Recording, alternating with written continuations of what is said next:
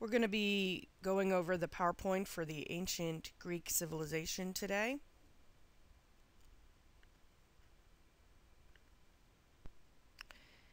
So let's talk about the beginning of ancient Greece, and we have to look at the geographic boundaries. So if you remember when we talked about Mesopotamia and Egypt, these were communities and civilizations that came about over a single water source, a river, whereas Greece is more disparate. It had a lot of natural barriers. It was very hilly. It is against several different seas, the Aegean and the Mediterranean, that you can see on the map. So when we look at the beginnings of Greek civilization, we have to keep in mind that these were very different communities from one another. There was not a lot of overlap. And when you have different kinds of communities, you also have different kinds of cultures. Remember, the little island is really in the middle of the sea and not part of a landmass. The other option, of course, is that the Greeks invaded, pillaged, and took over. Now, if you were to go to the island of Crete today, you can in fact see these 4,000-year-old ruins. Here is an artist's rendering of what it looked like back 4,000 years ago, and this is what you would see today if you were to go there. The next group of Greeks who emerged as the dominating force were the Mycenaean Greeks. And this is the real first Greek proper civilization. And you'll see Mycenae is right over here. Interestingly, between Athens and Sparta, which are going to be very important later on in the Greek civilization. But Mycenae is right here. And again, you have a good water source, and it's part of the mainland.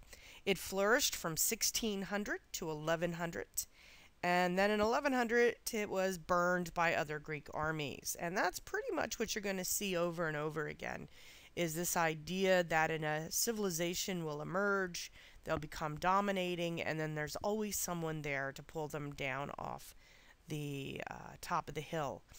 Now, just briefly, over here you'll see the city of Troy, and that is very important in terms of the Trojan War history. And this is the period that Homer writes about in the Odyssey and the Iliad. Now, keep in mind that Homer wasn't really writing until, well, he wasn't writing anything. He was an oral storyteller. But we're talking about 300 years later, he is telling this story. So in other words, the stories that Homer was telling, are the same kind of stories that we tell about George Washington. And so there's a lot of mythos, and there's a lot of, stories that are meant to inspire people and tell the story of heroes. Agamemnon was the king of Mycenae, and according to Homer's tales, it was he who invaded the city of Troy. Very briefly, because if you want the long version, you should read the Odyssey and the Iliad, but the Agamemnon was married to Clytemnestra. Clytemnestra's sister, Helen, was the most beautiful woman in all of Greece and Mycenae. So, of course, a Trojan prince saw Helen, decided he had to have her for himself, kidnapped her, which began the 7 to 10 year long Trojan War. After all of these years, it was essentially a stalemate. Nothing was happening. So what ended up going on was that trickery, that idea of going into a battle not with brute force, but with using strategy. And what happened was the Greeks, who were outside the Trojan walls, realized that they would never get into the city. So what they did was they built a giant wooden horse, and you'll see a artistic representation of it. And they left it outside of the Trojan walls, and they said, "We give up, we're going back to Mycenae, and here's a gift to demonstrate that we have suitably admired you and your conquest over us." So the Trojans wake up, they look out the window, so to speak, or look over the walls, and they see that all the Greek ships are gone and all the Greek soldiers are gone, but instead there's this giant wooden horse. So, intrigued, They open up the Trojan walls, they bring the horse in, they admire it. It looks like a giant wooden Trojan or a wooden horse that was meant to say they were superior. So there's a big party, they all go to bed that night, and what happens, of course, is that in the middle of the night, the Greeks who have been hiding inside of the giant Trojan horse stream out of the horse and kill all the Trojans in their beds, and then take Helen back. So that's where you get the saying, beware of Greeks bearing gifts, and don't look a gift horse in the mouth. The next era are the Greek Dark Ages, and this is 1100 to 750, so about 350 years. We call something a Dark Age because of a couple different factors. One, there's very little writing going on. Two, and this is a very important one, food production drops. And when food production drops, populations drop, because people, if they're starving, are not really looking to have babies. We don't know a lot about this time period, but we do know that iron was introduced in the construction of weapons. Also, the adoption of the Phoenician alphabet, which was modified to create the Greek alphabet. Modern day, what you and I write in is based on the Phoenician alphabet.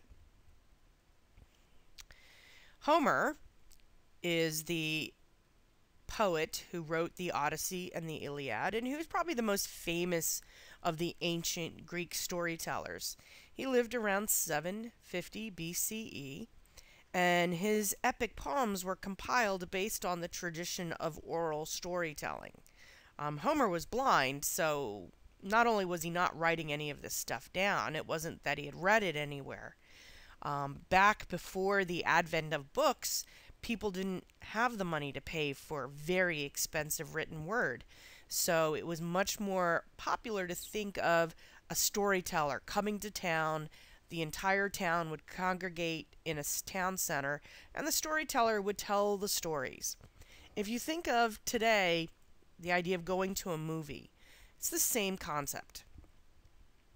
Homer, in his stories, he promoted three characteristics of what would make a Greek person an excellent citizen.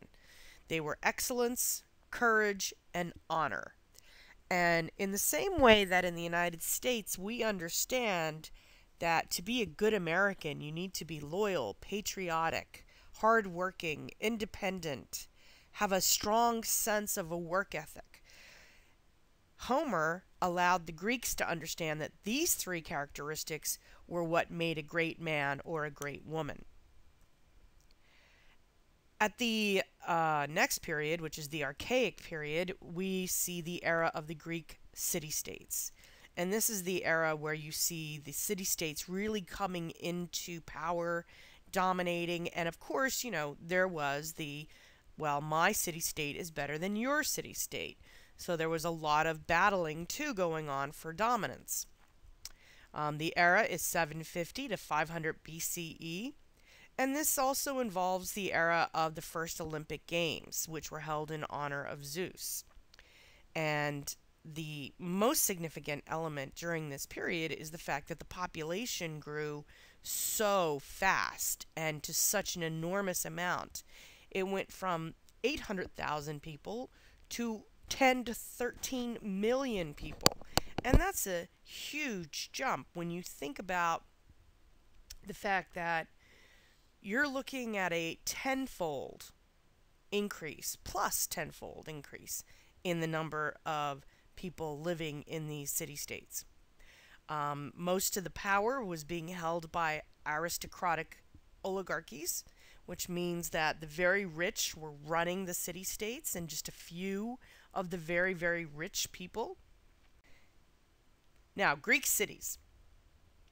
So a couple terms that you need to understand. First one is polis, P-O-L-I-S. It is a town or city, and its surrounding countryside.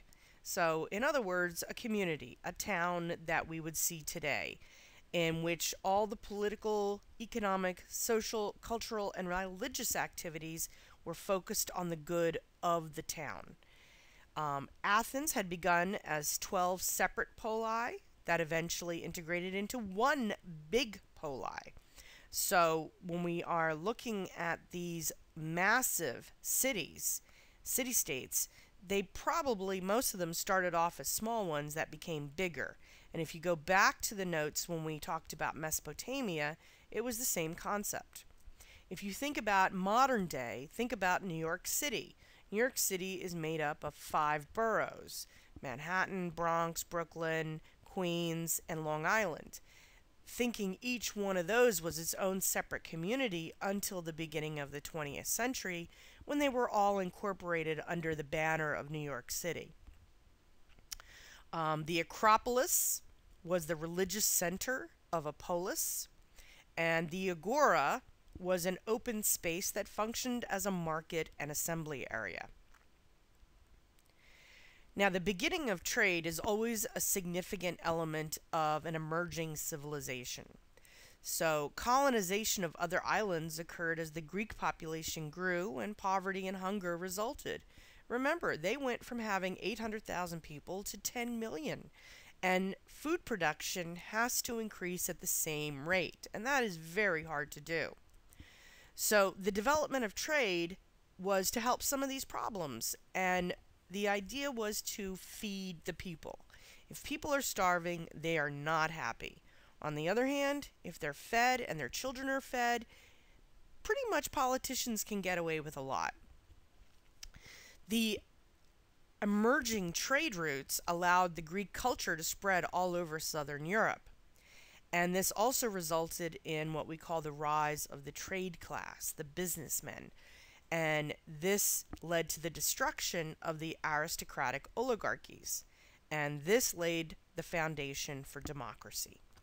And that is the one thing that we can look at ancient Greece and say, yeah, they had the whole democracy thing going first. Now, of course, it was not the democracy in which we live in today in the United States, but it was certainly a lot more democratic, in other words, ruled by many people, than any previous governmental structure.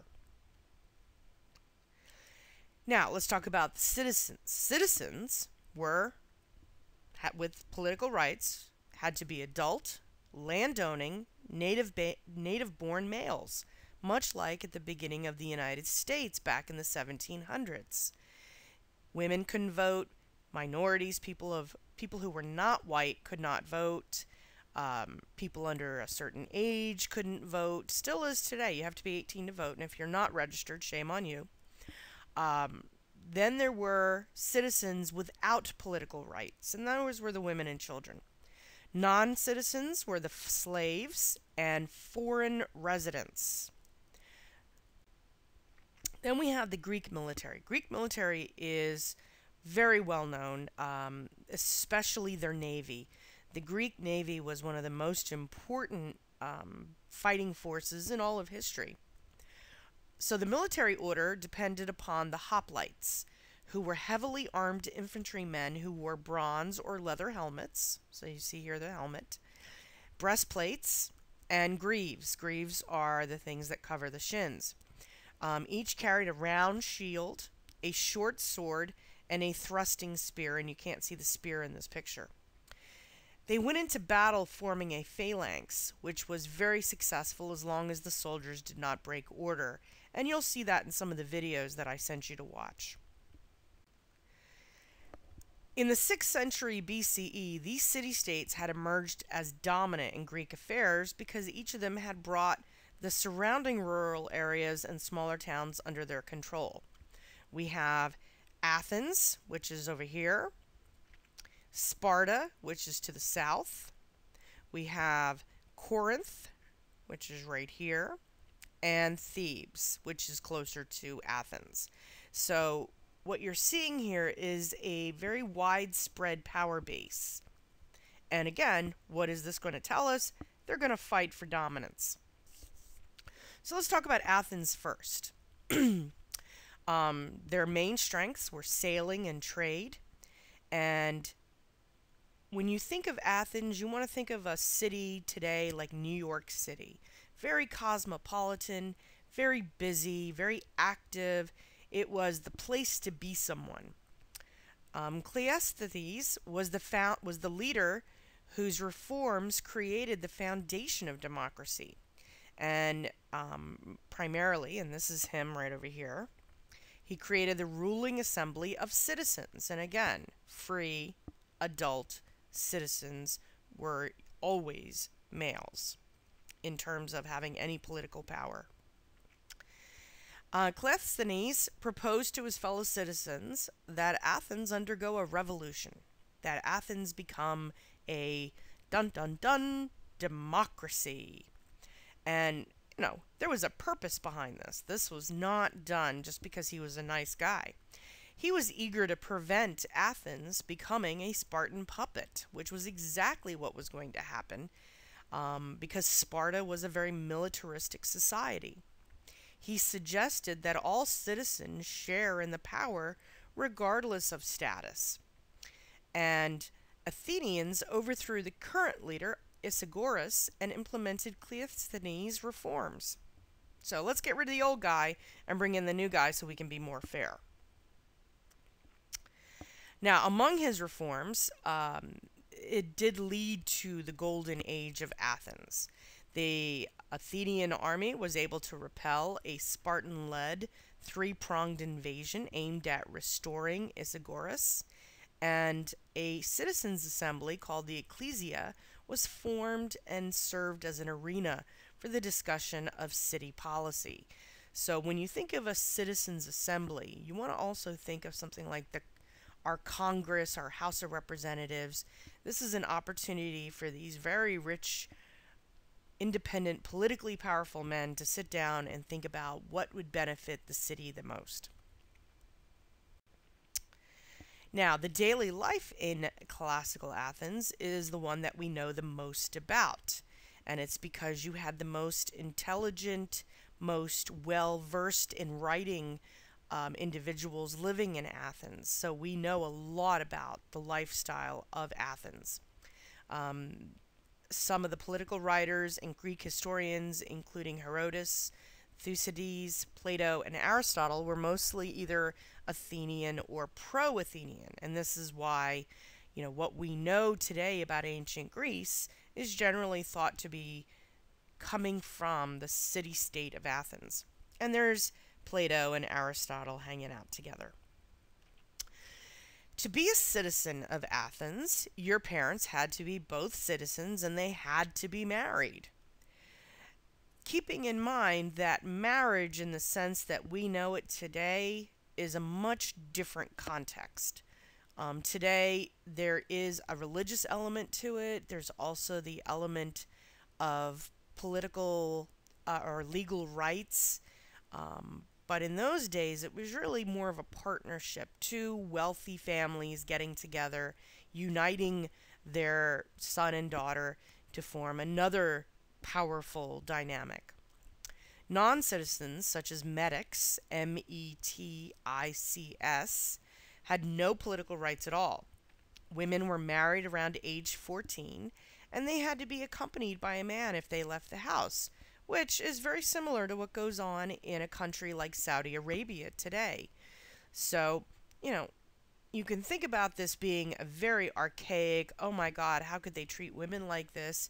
But in context, we still have countries 4,000 years later that treat women in a very similar way. Additionally, women could not own property, which you're going to see, again, very prevalent in some of our modern societies, again, like Saudi Arabia, that diminish the role of women completely. Now, an interesting element about art is that at this time period, and I had mentioned this in a previous lecture, when you see representations of children, they are literally miniature adults. We are not looking at children as a separate developmental stage yet. So let's talk about democracy. So only about 15% of the residents of Athens actually exercised political influence. And again, no women, no children, no slaves, no foreigners were allowed to participate. So, 15 out of 100 would actually have any political power.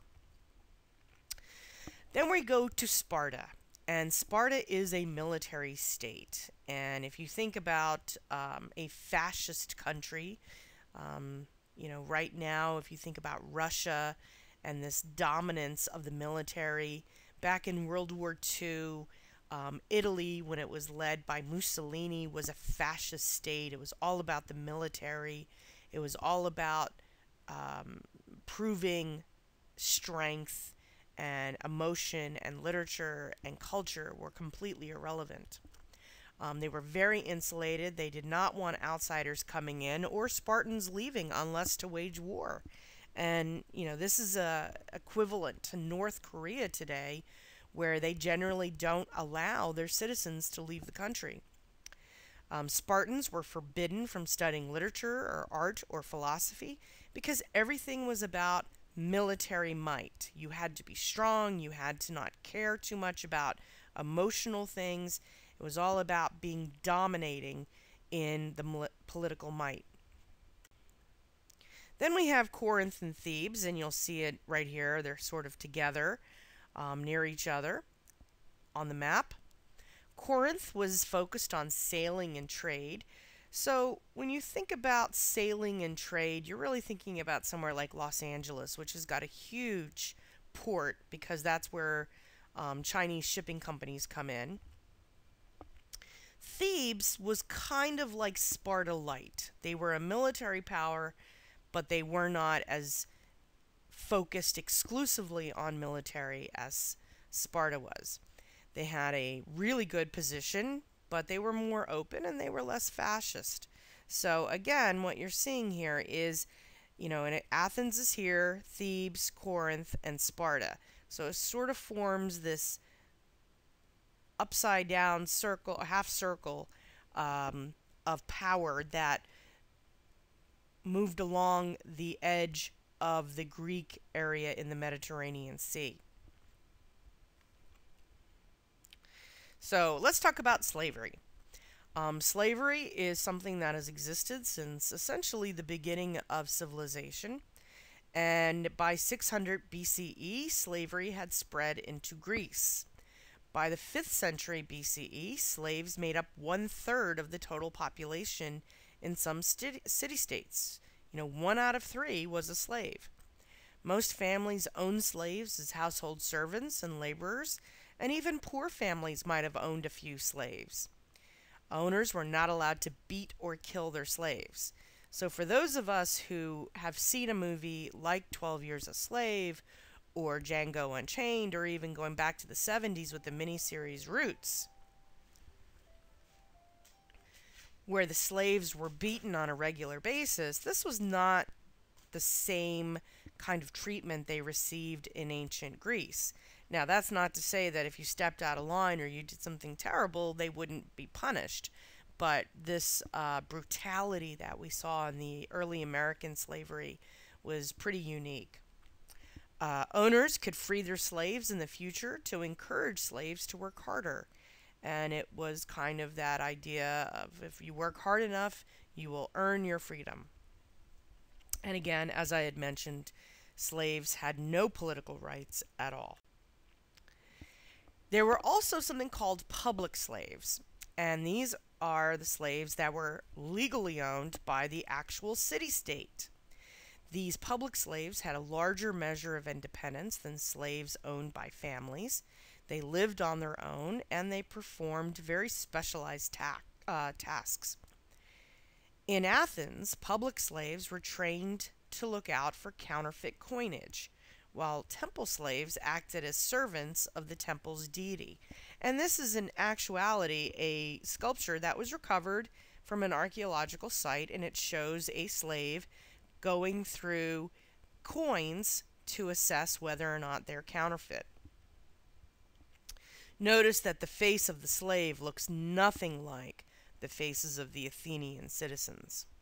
And that again is just to reinforce the idea that true Greeks, true Athenians were, in fact, superior. Now, the Spartan slaves, they were called helots, and they were Greek war captives from Laconia and Messenia. and they were owned by the state and assigned to families where they were forced to stay. Helots worked on the farm and did household chores so that women could concentrate on raising strong children, while men could devote their time to training as hoplites or soldiers. Their masters treated them harshly, and helots often resorted to slave rebellions. That's really the difference between Athens and Sparta. Athens was smart enough to figure out that if you treated people well, you were not going to be dealing with a lot of uprisings and rebellions, whereas the Spartans that were so focused on military power and demonstrating strength, they had to dominate and subordinate their slaves to the extent that these folks were quite willing to rebel because they had nothing to lose. Their lives were so hellacious that they were willing to die rather than to stay in slavery. Now, there were also freedmen, and these were the slaves, especially in Athens, who were freed. They didn't automatically become citizens. Instead, they were seen as having a lower social rank compared to the population of metics, who included people from foreign countries or other city-states who were officially allowed to live in the state. So basically, when you're looking at the status in society, the upper class were the people with political power, the middle class were the metics, the lower class were the freedmen, and they were just above the slaves. So again, upper class, middle class, lower class, and then the slaves. Next, we move on to classical Greece, and this is 500 BCE to 338 BCE. And this is when Athens and Sparta would soon have to become allies in the face of the threat by Darius I of Persia. And again, what we're looking at here, when we're looking at this map, is here's Greece. And remember, the dominating city-states all kind of are in this area.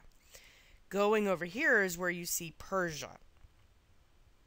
So the Persians had to travel quite a far way, but they're going inland, and these are all civilized areas that made it fairly easy to travel. The classical Greek ideal, and this was the very definition of an excellent Greek citizen in these days, was the idea of civilizing one's emotions, and it emphasized reason, moderation, balance, and harmony.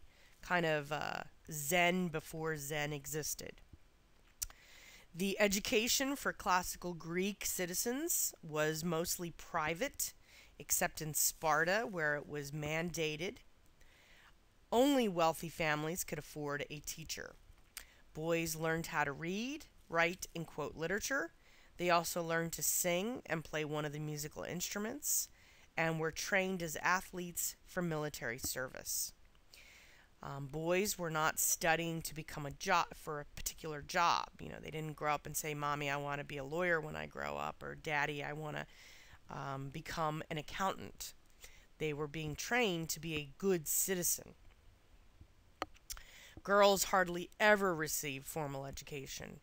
Girls were taught how to read, write, and do simple arithmetic just so they could manage the household. And boys went to school at the age of 7, or if they were in Sparta, they went to the barracks where they were trained to be young military soldiers. Classes were generally held in the teachers' private houses, and in Athens, some older youths attended an academy for the finer disciplines such as culture, science, music, and the arts. And these schools were run by very famous people like Plato and Aristotle. At 18, schooling ended, and it was followed by military training in the army, usually for 1 to 2 years. So the idea was to make you a well-rounded person. A crucial part of a wealthy teenager's education was mentorship with an elder, meaning somebody to take you under your wing and teach you the way things should go. The teenager learned by watching his mentor talking about politics in the agora, helping him perform his public duties, exercising with him in the gymnasium, and attending symposia with him. The richest students continued their education by studying with famous teachers. Some of Athens' greatest such schools included the Lyceum, founded by Aristotle, and the Platonic Academy, founded by Plato. Many of these teachers were also philosophers. Greek philosophy focused on the role of reason and inquiry, and in many ways it had an important influence on modern philosophy as well as modern science. Aristotle is one of the things that Aristotle is very famous for was developing a system of organizing ideas. So, for example, if we think about plants, they usually have some sort of Latin name starting with the kind of plant that it might be and then any specific derivations. Well, Aristotle actually invented that concept, the idea of drilling down from a very general idea to a very specific idea. This is a very famous painting called The School of Athens by Raphael, and this is Aristotle and Plato walking together and the variety of their students all hanging out. And again, this was to represent how Athens was really an area of learning and great public inquiry. One of the things that people kind of joke about is that homosexuality was rampant in ancient Greece, and it was. But homosexuality in those days is not seen as homosexuality is today. Today we think of gay people falling in love, getting married, maybe having some children. But in those days, homosexuality was practiced by the very rich aristocratic men. And in a way, it kind of was an extension of the mentorship. These young men became their students, and it was seen as a way of initiating younger men into the worlds of politics and the military. These were not really love affairs as much as bringing a younger man into the world of adults. And most of these aristocratic men who had, we'll call them boyfriends on the side, were also married to women with many children. Because again, the Greeks didn't see any problem with having both a wife and, kind of a boy toy who you would mentor. This picture is literally the most innocent picture I could find. If you want to Google Greek homosexuality, ancient Greek homosexuality, the number of completely inappropriate pictures is extraordinary, and mostly because it was so prevalent in those days. So let's get back to Persia and the Persian attacks. Darius I of Persia invaded in 490 BCE and was ended by the heroic Athenian victory at the Battle of Marathon. Then, 10 years later, Xerxes I of Persia, son and successor of Darius I, attempted his own invasion, but he lost despite his overwhelmingly large army. And this was represented in the movie 300 at the battle at Thermopylae. And just to kind of show you how movies take some license with things, this is the real Xerxes, or at least the physical representation that is found archaeologically. And this was the Xerxes in the actual movie. And you don't really see that much of a similarity, but then again, this Xerxes is a lot scarier looking with all of his facial piercings. After defeating the Persians, Athens emerged as the preeminent city-state, and it formed the Delian League and essentially overthrew all Persian control in the Mediterranean area. Pericles was an Athenian aristocrat, and there he is over there looking very handsome, and he began to play an important role in Athenian politics. He urged severing ties with Sparta, and he promoted the idea of the assembly as the lawmaking body for Athens. In other words, that ecclesia, that conglomeration of free landowning adult males now could actually set policy instead of just debate it and recommend. So then we jump 40 years after defeating the Persians. War broke out in 431 BCE between the Athenians and Sparta. The war lasted 27 years, and that's a long time, even for, an ancient war. Considering today the United States has been in war with Afghanistan for 11 years, and that's the longest war we've been engaged in. So 27 is a really long time. And eventually Sparta won, but only after a terrible plague hit Athens, wiping out a huge portion of its population. We know about the plague, like the Black Death from the Middle Ages, but there have been various plagues throughout history.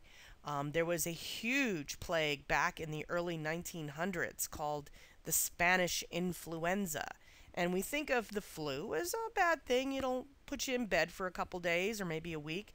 But back in the early 1900s, 1917, 1918, this influenza was responsible for killing 50 million people on the planet. So these plagues occasionally hit and they decimate populations. By the way, the Spanish influenza, when it hit, one of the cities that it hit really, really badly was Philadelphia. And there are lots of pictures of the mass graves that had to be dug because so many people in Philadelphia were dying so quickly they couldn't keep up. So the Peloponnesian War ends. Sparta establishes control over all of Greece in 404 BCE. Now remember, the Spartans were not very nice people, so they imposed a lot of harsh conditions. And this inspired Athens to rebuild and take back control of their city-state within a year. The more brutal you are, the more people will rebel. That is the takeaway for this particular story. Thebes declared war on Sparta and defeated them in 371 BCE. And a little fun fact for you, Thebes is where Oedipus Rex takes place.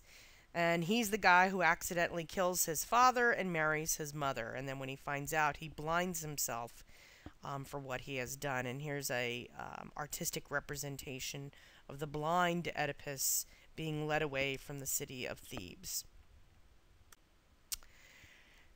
So just as things were calming down in Greece proper, we have Macedonia starting to make its presence known. And here's the map. Here's Greece, and here is Macedonia. So Macedonia is to the north of Greece. While the city-states were busy declaring war on one another, a new threat was looming to the north, where King Philip II of Macedonia, and there's Philip, was consolidating his power. Philip of Macedonia invaded in 338 BCE and defeated an allied army of Thebes and Athens at the Battle of Chaeronea. He became the de facto leader of all of Greece, and he compelled the majority of the city-states to join the League of Corinth, allying them to him and preventing them from warring with each other. So Philip was a pretty smart guy, because what he said was, you're all in this together, and you all must demonstrate loyalty to me. So he put them all in the same organization, so they had to work together. But the one thing is, they all had to demonstrate loyalty to him. So Philip then entered into a war against the Archimedes Empire, and he was assassinated by Pausanias of Orestes early in the conflict. So Philip was very smart, but as all good warriors, he does eventually die in battle. What happens then? Then his son takes over. His son is Alexander the Great, somebody that we even have heard of today, or at least most of us. And there he is. Doesn't he look young and handsome? Well, that is what he was. He was very young, he was very handsome, but he had grown up learning from his father, and he continued the war. Alexander defeated Darius III of Persia and completely destroyed the Achaemenid Empire, annexing it to Macedonia and earning himself the epithet the Great. When Alexander died in 323 BCE, Greek power and influence was at its zenith. It was at its height. However, there had been a fundamental shift away from the fierce independence and classical culture of the polis, and instead towards the developing Hellenistic culture. The Hellenistic culture is the next step, more of an open Greece, less of the classical Greece culture. And we begin to see the end of this classical Greek civilization. The end of the ancient Greek period was traditionally seen as the death of Alexander the Great in 323 BC. However, ancient Greece is often taken to include the following period until the Roman conquest of 146 BCE. And in this little map kind of shows us the main countries at this time. So we have Greece, remember Macedonia is a little north. We have Italy, we have Syria, and then Persia is over here, Egypt, North Africa, Spain, Gaul, and Britain, or Britannia as it was known in those days. We're going to look at the Hellenistic period. The Hellenistic period lasts from 323 BCE to the annexation of Greece by the Roman Republic in 146 BCE. That marked the end of Greek political independence. So, depending on how you look at it, you can either see the end of Greek civilization ending with Alexander the Great, or at the 146 BCE when the Roman Republic officially annexes it to become part of the Roman Republic. During this period, the importance of Greece proper, that is, the territory of modern Greece, within the Greek-speaking world declined sharply. And the great centers of Hellenistic culture were in Alexandria, which is the capital of Egypt, and Antioch, which was the capital of Syria. This is an artist's rendering of the ancient port of Alexandria. This is one of those old lighthouses that we all think are really nice. And again, you know, all of these ancient civilizations shared waterways.